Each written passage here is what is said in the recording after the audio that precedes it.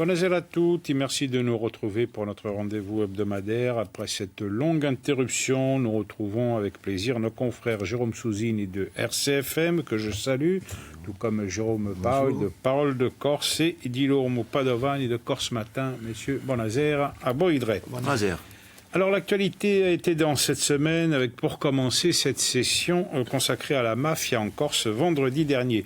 Alors certes, on a parlé longuement du problème, mais on ne peut pas dire que les élus aient été particulièrement inspirés dans leur résolution finale, d'autant qu'ils ont même réussi à se diviser sur un sujet qui aurait dû faire l'unanimité. On écoute la réaction de Michel Salotti.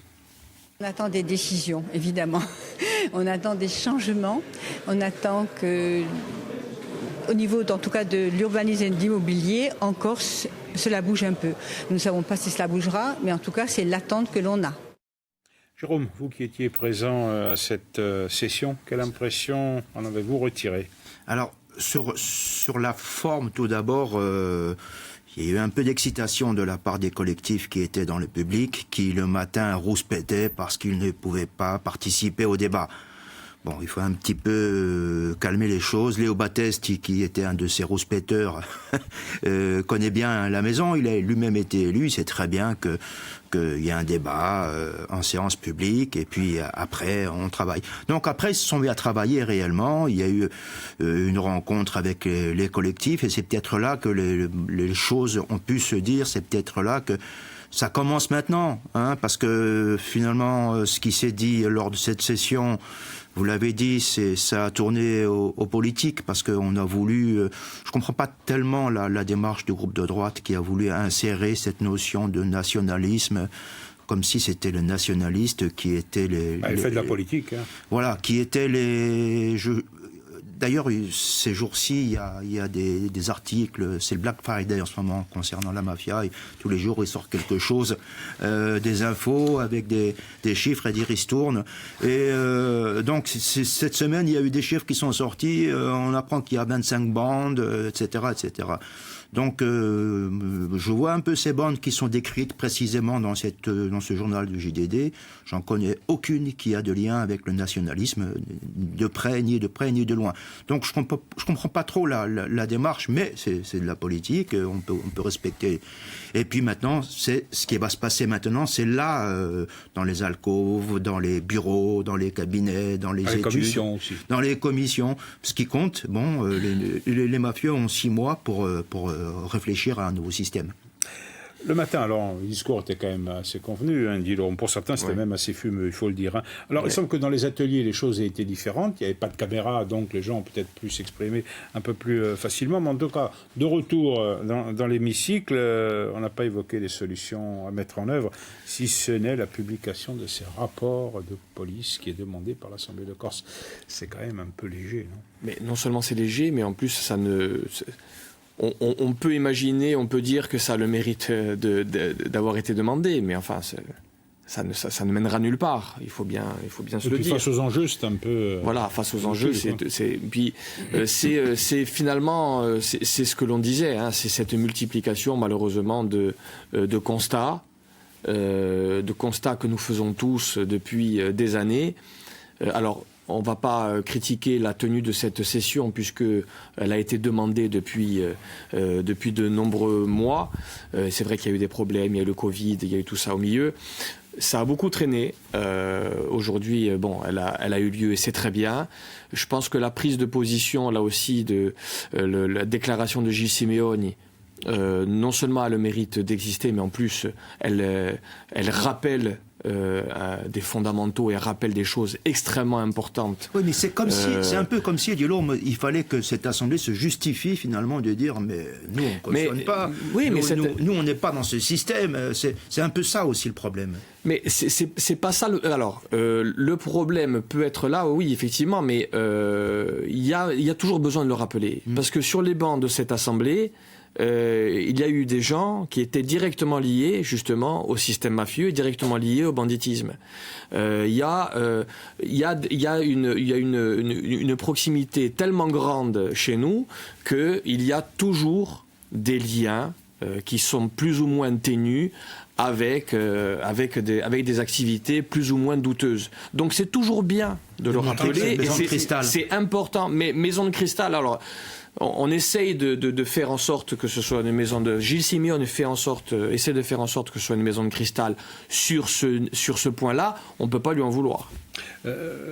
Jérôme, l'excuse de l'incompétence en matière régalienne, qui est une réalité, hein, mais ce n'est pas justement une excuse pour les élus. Ils auraient pu interpeller le gouvernement en lui demandant de prendre des mesures fortes. Ils le font bien dans d'autres domaines.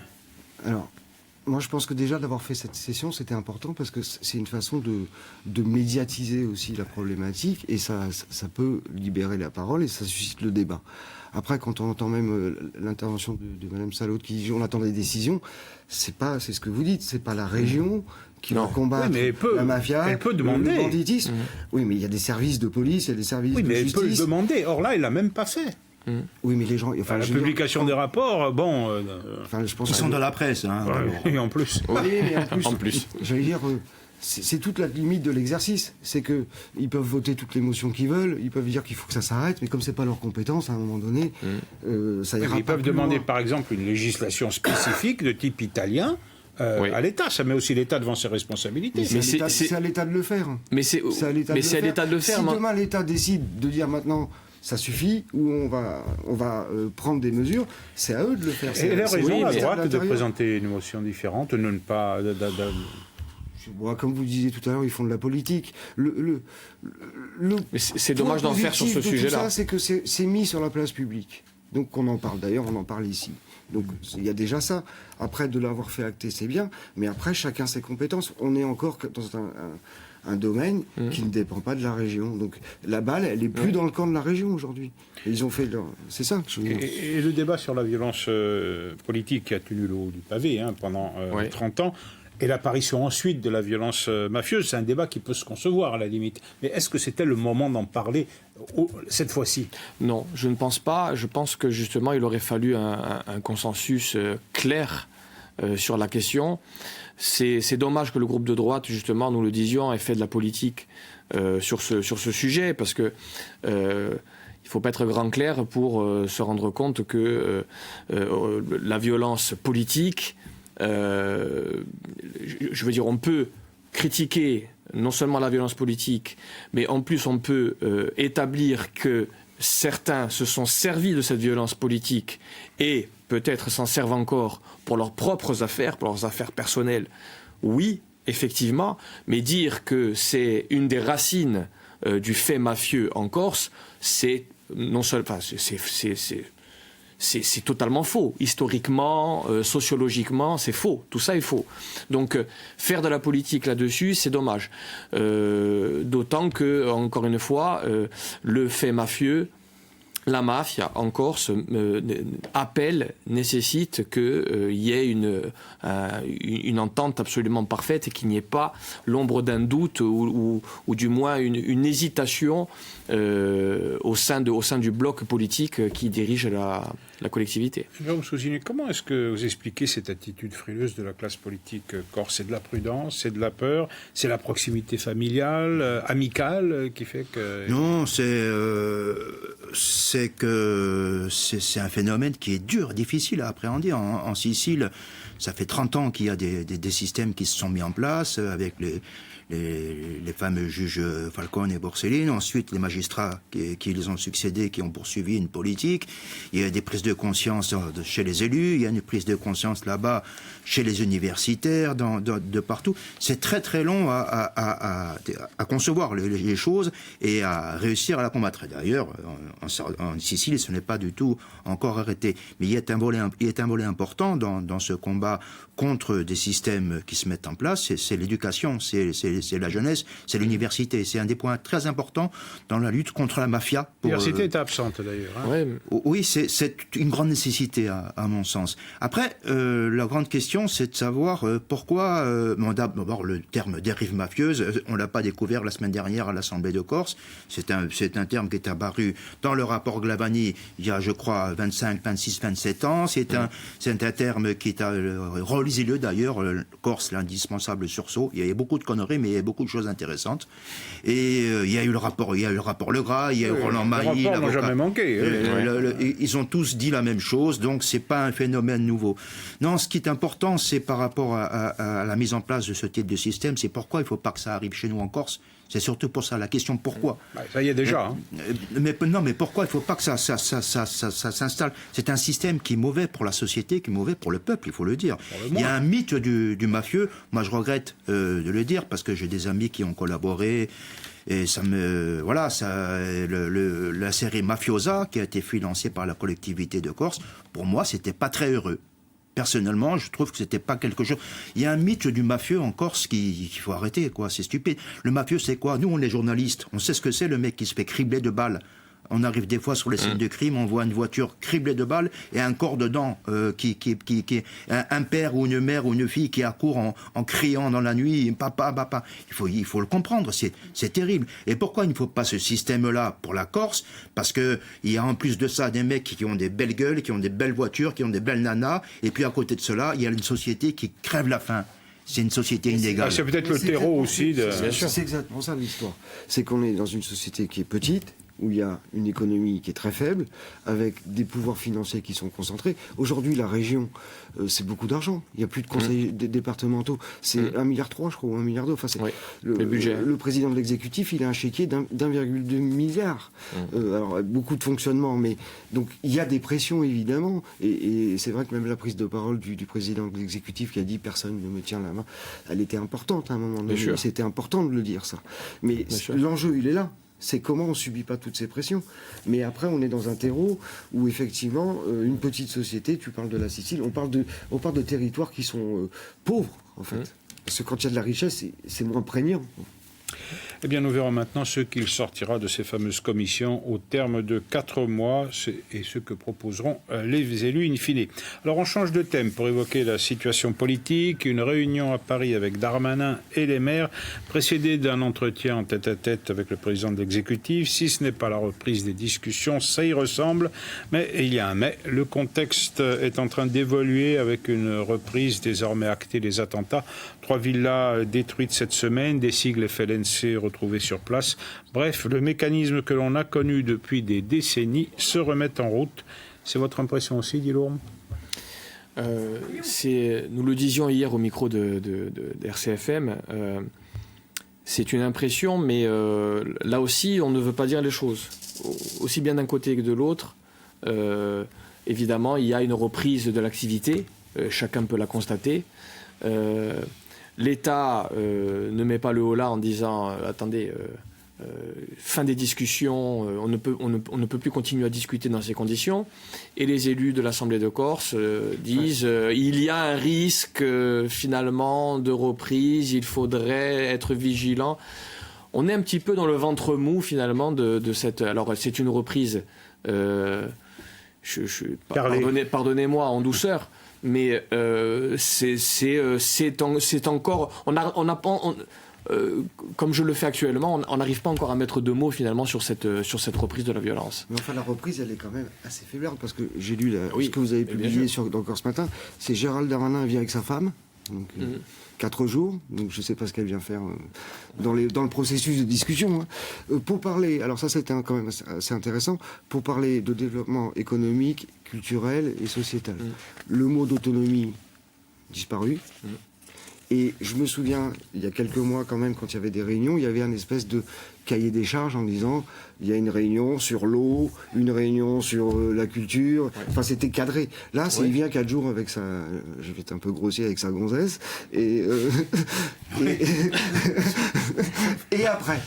Non, mais c'est pas très protocolaire. Je veux dire, il vient 4 jours, donc d'autres jours sont consacrés à la politique et après à se reposer. C'est pas comme vous ne croyez pas à l'intérêt du voyage, quoi. Il doit quand même annoncer quelque chose. L'intérêt du voyage, c'est que c'est pas très organisé l'affaire. C'est je viens 4 jours, bon, on se verra, on discutera un peu, mais tu sens pas que ça sent pas une vraie reprise du dialogue. Voilà.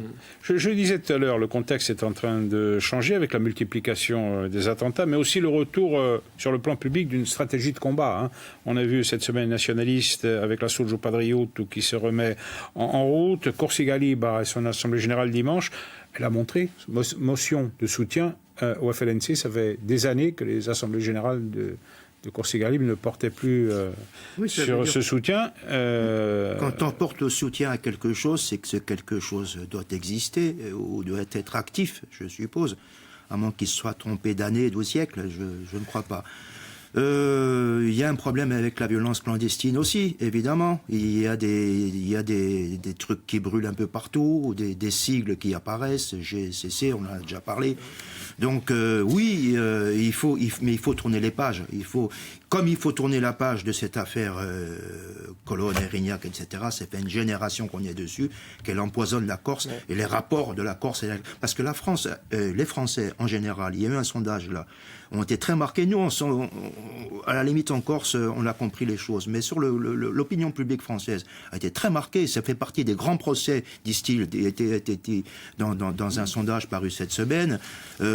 Ça a marqué. Il faut qu'on tourne la page de ces affaires-là. Il faut qu'on tourne la page aussi de la clandestinité. C'est le but des discussions, normalement. Oui, mais pour tourner la page, Erignac, Colonne, il faut la discussion. Il faut une justice. En même temps. Il faut une justice qui n'est pas encore passée. Pour tourner la page de la violence, une volonté politique. Il faut une volonté politique et il faut des solutions politiques. Que dit-on aux jeunes Corses qui ne peuvent plus se loger? Que dit-on aux jeunes Corses qui ne peuvent plus rien acheter sur leur propre terre? Que dit-on, etc., etc. Gilles Simeone a dit à droit constant, sur certains dossiers à droit constant. Ça veut dire qu'il commence un petit peu à avancer sur... Oui, mais apportons déjà une réponse. Il faut une réponse politique pour tourner les pages. Il faut une justice pour tourner les pages. Allez, on en termine, il nous reste 3 minutes avec notre rubrique habituelle, la Zergadia Zettimane, après ce petit jingle.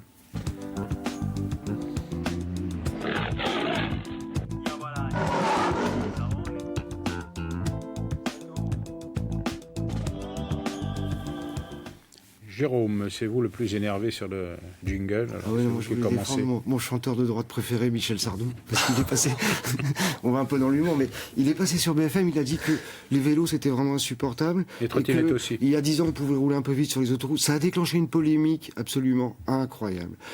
C'est quand même délirant. On ne peut plus rien dire dans ce pays, on ne peut plus rien faire. Et puis j'ai un petit deuxième coup de gueule, là, c'est la petite cerise sur le gâteau, parce que nous, on aime bien vivre sur la terrasse, et là, j'ai réalisé qu'ils nous avaient supprimé le chauffage sur les terrasses, dans les cafés. Ça aussi, ça fait partie du dispositif, de tous ces dispositifs. Alors qu'ils ont mis la clim dans les stades de dehors. Ce qui est très bien, parce qu'il fait très chaud. Donc, mais bon, il faut arrêter de nous emmerder tous les matins. Jérôme Souzy. Malheureusement, le témoignage sur RCFN de Marie-Laure Quiligi, la veuve de Thierry Quiligi, cet infirmier qui s'est donné la mort l'an passé sur son lieu de travail à l'hôpital. Elle demande la justice, elle demande que soit reconnu le fait qu'il se soit donné la mort en raison de son travail. Vu les conditions de travail de l'hôpital d'Ajaccio, je pense qu'il faut commencer à répondre à l'interrogation de cette dame et de ses enfants. Et je crois que les personnels n'ont pas apprécié la décoration du directeur de l'hôpital également. Les personnels sont dans le soutien de cet homme qui a consacré sa vie à la santé, aux autres, et qui a sauvé beaucoup de vies, puisqu'il était aussi pompier, infirmier, pompier, capitaine. Donc il faut respecter cette mémoire et puis essayer d'avancer en termes de justice sur cet homme aussi. Thilo Mopadovan, c'est vous qui aurez le mot de la fin. Une session de l'Assemblée de Corse dédiée à la langue corse. Une de plus. J'aurais envie de dire que on a envie de voir les choses avancer une bonne fois pour toutes sur ce dossier.